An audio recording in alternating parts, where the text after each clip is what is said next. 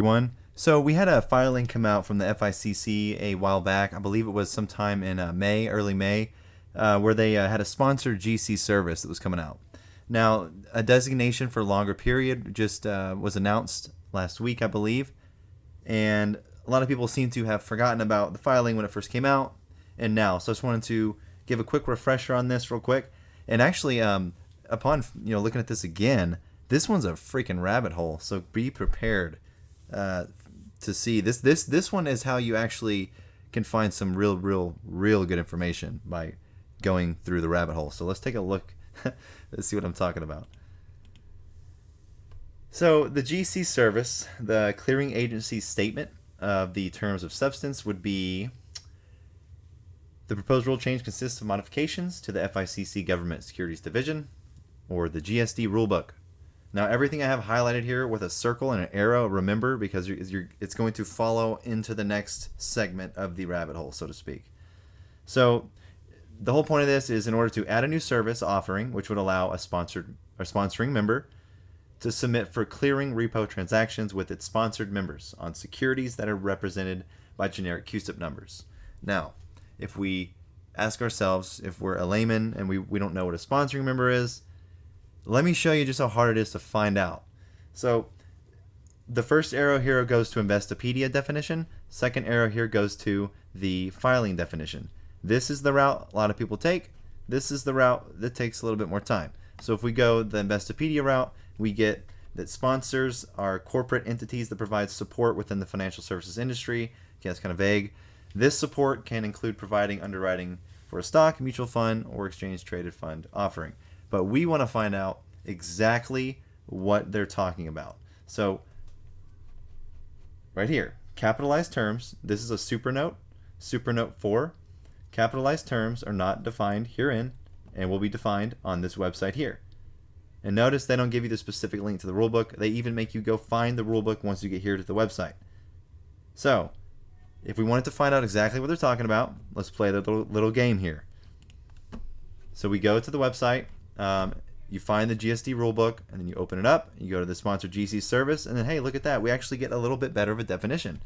The term sponsored GC service means the service to be offered by the corporation, which has not yet been proposed for and would be subject to regulatory approval to clear tri-party repurchase agreement transactions between sponsoring members and sponsored members, as shall be described in Rule 3A.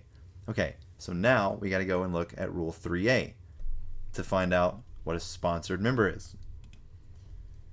So when we go and take a look at Rule 3A, we see that the title of Rule 3A is in fact sponsoring members and sponsored members.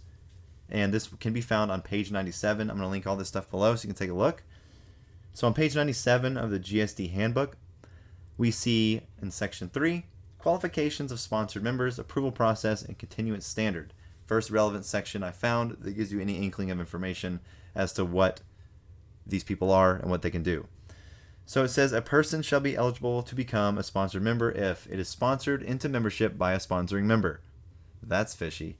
And 2, it A has a qualified or is a qualified institutional buyer as defined by Rule 144A under section or under the Securities Act of 1933, or B as a legal entity that, although not organized as an entity, specifically listed in paragraph ALI of Rule 144A under the Act as amended, satisfies the financial requirements. So basically what I just said means nothing to anybody, because here we go again, further down the rabbit hole. Now we got to go look through Rule 144A and paragraph ALI of that rule to figure out what they're talking about further. So once we do that, then we can start finding out, oh my gosh, I think I'm actually getting this now. So once we look into Rule 144A of the Securities and Exchange Act of 1933, we see that the title of this rule is Private Resales of Securities to Institutions. Now what's this paragraph say? Okay, paragraph. For purposes of this section, qualified institutional buyers shall mean any of the following entities acting for its own account or the accounts of other qualified institutional buyers that in the aggregate owns and invests on a discretionary basis at least $100 million in securities of issuers that are not affiliated with the entity.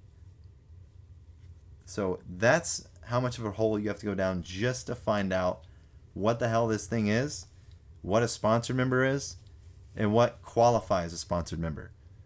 So that's pretty much as far as I've gotten. Hopefully this outlines enough path, for a lot of other wrinkled brains out there to get their hands on this and start really looking into this, because it's a lot to read through. We did have an advance notice on this one. So I'm thinking, like, is this the FICC's version of 002? Or am I just crazy? But, yeah, definitely involves resale of securities between institutions. So, yeah, not sure what it means beyond that.